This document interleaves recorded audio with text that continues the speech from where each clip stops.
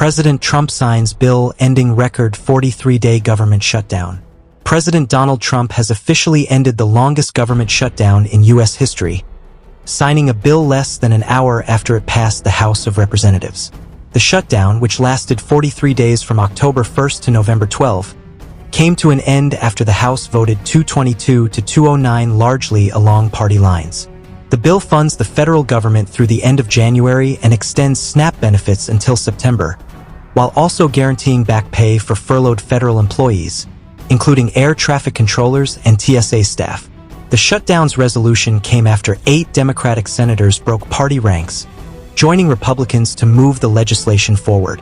President Trump, during the signing, stated that his administration would continue working with Congress to reduce living costs, restore safety, grow the economy, and make America affordable again. While Democrats criticized the deal for not including healthcare subsidy extensions tied to the Affordable Care Act, several lawmakers conceded that the shutdown had become too damaging, affecting hundreds of thousands of workers, disrupting air travel, and cutting off food assistance programs. Across the country, food pantries reported surging demand as many people lost jobs or benefits. Local Republican Congressman Darren LaHood called the shutdown entirely avoidable, blaming Democrats for using American suffering as political leverage. Meanwhile, House Minority Leader Hakeem Jeffries announced that Democrats would push for a 3-year extension of Obamacare subsidies, setting up another major policy battle when this temporary funding measure expires in January. Judge orders release of detainees in Chicago immigration case. A federal judge in Chicago has ruled on detainments made by Customs and Border Patrol, CBP, agents during Operation Midway Blitz, citing violations of a prior consent decree involving DHS, ICE, and CBP. The decree, which prohibited warrantless arrests during immigration enforcement, was allegedly breached, prompting the judge's decision. As a result, 13 people will be released from federal custody by this Friday, and up to 615 more could be released by next week on bond while their cases are reviewed. Those released will remain under government supervision but can return to their communities. The federal government must now produce a comprehensive list of thousands detained during the operation to identify any others wrongfully arrested. The judge emphasized that immigration enforcement can continue but warned that individuals proven to pose public safety or flight risks will not be released. This ruling marks a significant development for families affected by the recent detentions. Trump showcases new White House renovations, including Grand Ballroom and Presidential Walk of Fame. Former President Donald Trump gave an exclusive tour of recent White House renovations, highlighting several major updates including a brand new ballroom and a Presidential Walk of Fame. During the tour, Trump emphasized that the ballroom, which will host official events, was funded entirely by private donors rather than taxpayers. He described it as one of the most beautiful in the world, marking the first time in 150 years the White House will have such a hall.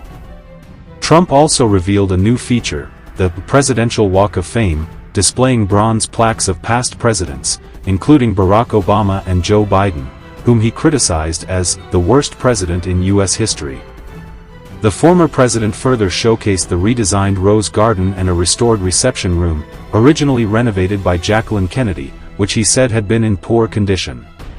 Trump claimed the renovations reflect his personal design vision and experience in real estate, calling the updates a higher level of restoration that will serve future administrations. Trump highlights architectural details and family legacy in White House tour. During an exclusive tour of the newly renovated White House, former President Donald Trump showcased intricate architectural details, emphasizing craftsmanship and design precision. He pointed out features like book-matched marble, custom brass fittings, and bronze plaques, calling the work the highest quality.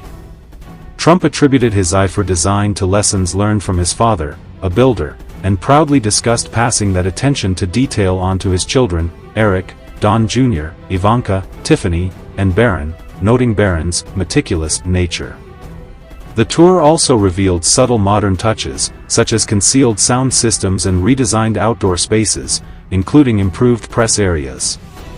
Trump praised the renovations as both functional and beautiful, reflecting his personal building expertise and long-standing focus on architectural excellence within the presidential residence. USS Gerald Ford deployed to Caribbean as Trump administration targets drug cartels. The world's largest aircraft carrier, the USS Gerald Ford, has arrived in the Caribbean as the Trump administration intensifies its campaign against drug cartels. The carrier, recently positioned after traveling from Croatia through the Mediterranean and Atlantic, brings over 60 aircraft and advanced military capabilities, including guided missile destroyers, submarines, and cyber intelligence systems. U.S. officials report that 76 suspected traffickers have been killed in 19 strikes on alleged drug boats in the Caribbean and Eastern Pacific since September. According to retired Army Colonel Sethram, the deployment is not only aimed at curbing illegal drug trade but also at countering broader geopolitical influences from China and Russia in the Western Hemisphere.